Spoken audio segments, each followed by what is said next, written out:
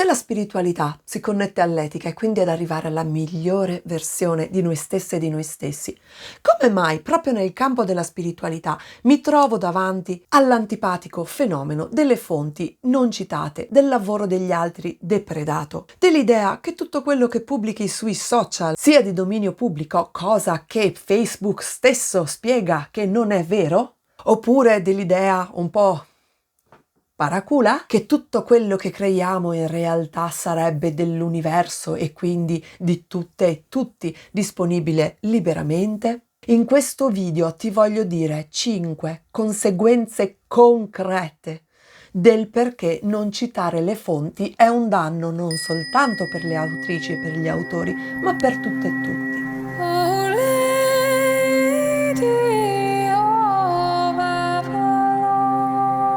Se non mi conosci, mi chiamo Laura Ghianda e con questo canale mi occupo di spiritualità radicata, che è una nuova visione sulla realtà, sul mondo e anche su noi stessi, che non ha bisogno di scindere in alto, in basso, in bianco e nero. E poi di teosofia, una tradizione spirituale che mette al centro l'immagine guida di una madre cosmica, ma in un modo che non ti aspetteresti. Questo canale ha contenuti settimanali e un modo per me gratificante di vedere riconosciuto il mio lavoro è proprio l'iscrizione a questo canale, per cui se vuoi essere anche tu parte della mia community, iscriviti e attiva la campanellina e stiamo insieme in questo viaggio meraviglioso. Tra la generale confusione che si sta creando in questo periodo, dove tutto è messo in crisi, tutto sembra diventato improvvisamente possibile, tra cui anche la diffusione di credenze che, sottolineo, spesso e volentieri non sono condivise con le altre persone e che un po' condurrebbero a quello che io chiamo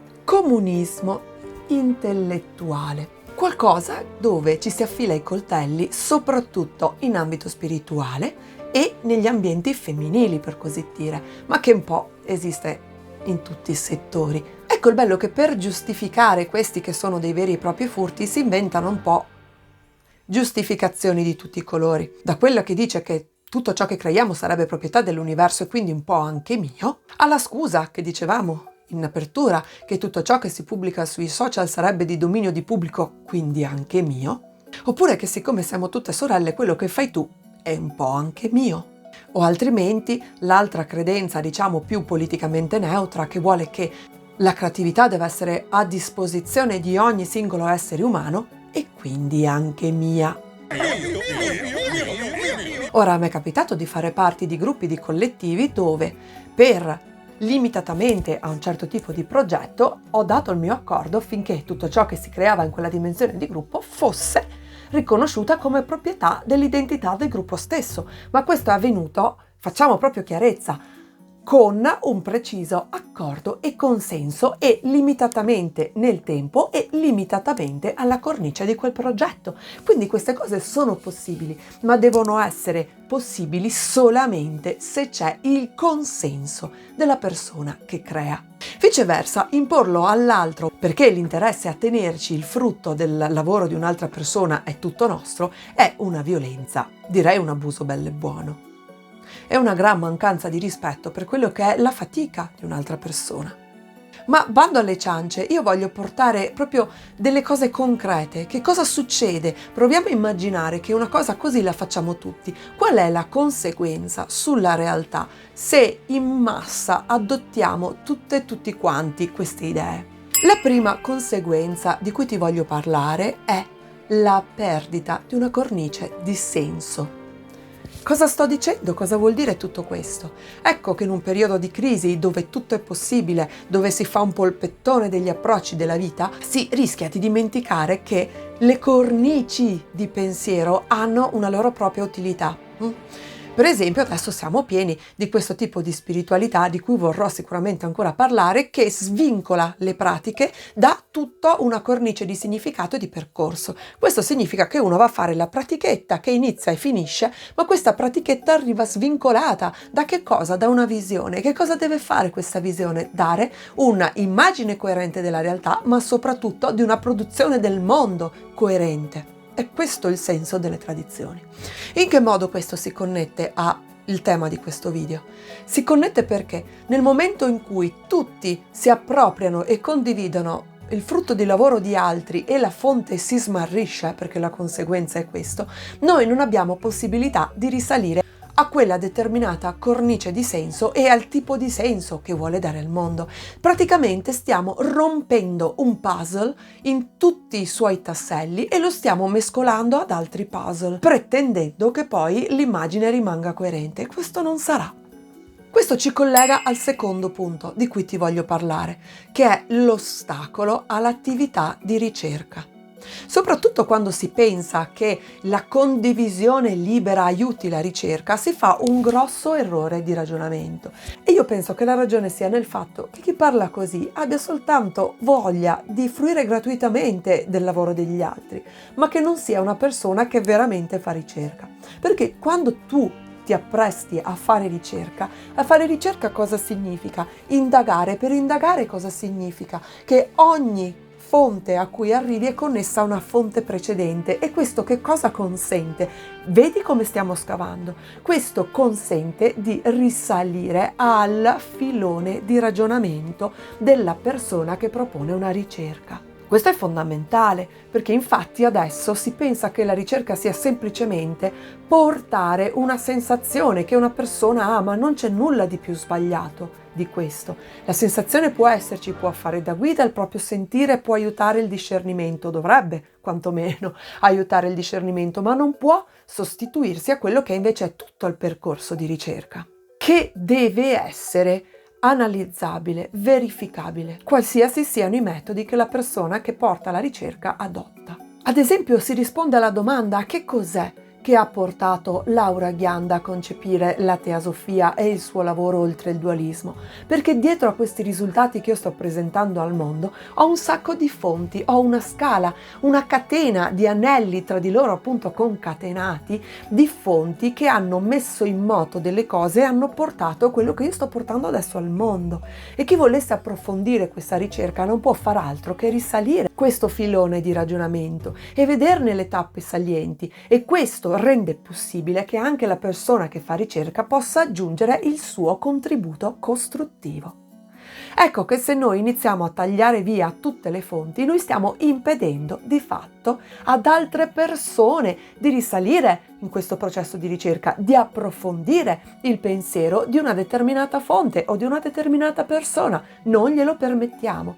Nell'arte, per esempio, molte autrici o attori che avrei voluto seguire risultavano anonimi e ho dovuto io fare una ricerca per immagini su Google per riuscire a trovare e risalire chi fossero, anche solo per il mio desiderio di seguirli e vedere cos'altro avevano da presentare al mondo. Questo è rispetto e serietà per il lavoro di tutti quanti, ma anche per chi vuole fare ricerca e per chi vuole approfondire. Se noi leviamo le fonti, di fatto stiamo impedendo un processo di approfondimento. E questo ci connette al terzo punto, che è appunto l'ostacolo del discernimento.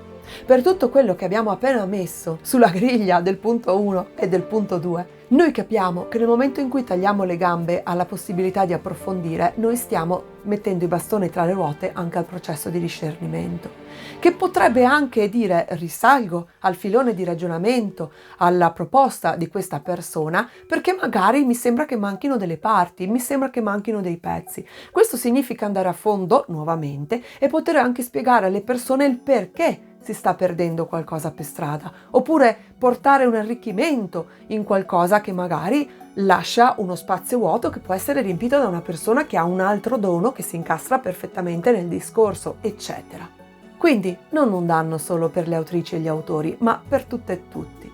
Per quanto riguarda poi il mondo femminile, c'è un'insidia in più in questa cattivissima abitudine di appropriarsi del lavoro altrui e non citare le fonti, ovvero ci stiamo dando la zappa sui piedi da sole. Perché? Perché ostacola il processo faticoso di costruzione della autorevolezza femminile, che è ancora tutti i giorni messa in discussione da questo mondo che è già abbastanza tosto e crudele con noi. Si veda l'annosa questione del soffitto di cristallo. Ecco che in un mondo di uomini in cui loro sono stati capaci di riconoscere i crediti del loro lavoro, loro continuano tranquillamente ad andare avanti e a risultare nei secoli coloro che hanno portato innovazione, e questo autorizza e ha autorizzato di fatto altri uomini a poter fare lo stesso. Benissimo.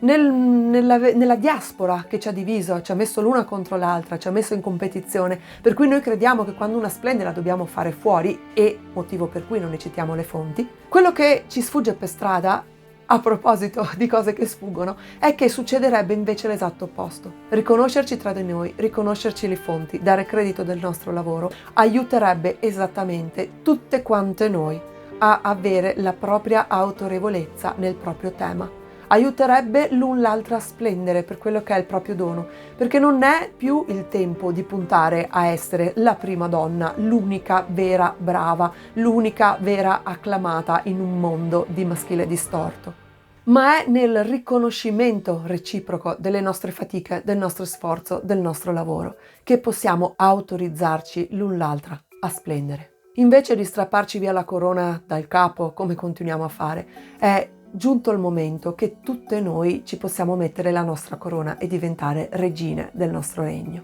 Ecco che così ci colleghiamo al punto successivo, al quinto punto, uno dei più fondamentali, che riguarda tutte e tutti: la dicotomia tra individualismo e comunitarismo. Come ogni dicotomia, e così com'è nel mio lavoro Beyond Dualism, noi dobbiamo puntare alla risoluzione della dicotomia. Questo significa che la risposta non può essere né nell'individualismo spinto, che pone l'individuo sopra a tutto in un egoismo senza fine, e né nel comunitarismo spinto, ovvero dove l'individuo finisce di esistere in nome dell'identità collettiva. Entrambe queste parti sono due derive, ed entrambe portano al sacrificio di una parte della nostra identità. Noi siamo al contempo sia identità singola sia identità collettiva. Come rispondere a entrambi queste tendenze, a entrambi queste esigenze? Io penso che il punto di unione, di equilibrio, sia esattamente nel riconoscimento del lavoro del singolo, che va a beneficio di tutta la comunità. Noi abbiamo nei nostri bisogni evolutivi umani, qua mi aggancio ai principi di spiritualità radicata, quindi vanno considerati e non censurati, anche quello di essere viste e visti, riconosciute e riconosciuti dagli occhi della nostra società, della nostra comunità. Questo ci dà una restituzione in termini di autostima e di voglia di lavorare per la stessa comunità, per cui riusciamo ad adempiere anche alla parte che la riguarda. Io mi metto al servizio, la comunità mi riconosce e io avrò voglia di rimettere al servizio i miei doni per la comunità, la quale comunità mi riconosce ancora, e io ancora lavorerò per la comunità, e questo spingerà me a mettermi a disposizione per migliorare non soltanto quello che è il risultato del vedere me stessa realizzata nel mondo, ma anche la comunità in cui vivo e portarla a un livello successivo di miglioramento. Se noi tagliamo questa cosa delle fonti, significa mancare di restituire questo bisogno di visibilità alle persone, questo riconoscimento di una fatica, e quando le fatiche non sono riconosciute, le persone sono stimolate a smettere di lavorare e a chiudersi nel proprio mondo o a diventare egoiste, e qua ci si va a parare in una ferita che però noi stiamo amplificando. Perché nel lavoro delle persone c'è il tempo ad esempio che io ci metto nel fare i video, nel lavorare alla spiritualità, nei post. Potrei benissimo mettermelo sul divano e guardare Netflix, e invece è una cosa che io non faccio, perché ho scelto di dedicare tutto il mio tempo a questo lavoro parallelo che sto portando avanti. E per me questa è una fatica. Studiare per me è faticoso, anche se mi piace molto. E ci sono persone che non hanno voglia di farlo. E io quindi con questo mio dono lo faccio anche per coloro che non hanno voglia di fare il mio processo di ricerca, di circondarsi di libri, o che non hanno il tempo perché preferiscono metterlo in altro. Se ancora questi 5 punti non dovessero bastare, vorrei ricordare: non citare le fonti, credere che tutto sia nostra proprietà, imporre alle persone che rinuncino alla proprietà intellettuale del proprio lavoro è semplicemente contro la legge. Ed è assurdo costruire un mondo spirituale parallelo che vada contro la legge, imponendo alle persone di fare qualcosa che il legislatore stesso ha riconosciuto come fondamentale e importante. Perché dei propri doni ciascuna e ciascuno di noi può lavorare, ma questo può accadere solamente se siamo disposti a rispettare il nostro ambito di manifestazione dei doni e di ricerca. Condividi questo video con qualcuno che credi che abbia bisogno di vederlo. Condividilo sui social. Facciamo chiarezza e facciamo corretta informazione. Non citare le fonti ci danneggia tutte e tutti. E prima o poi Se noi creiamo un mondo di questo tipo, colui o colei a non essere citato saremo proprio noi. Ti aspetto tra gli iscritti del mio canale e ci vediamo al prossimo video.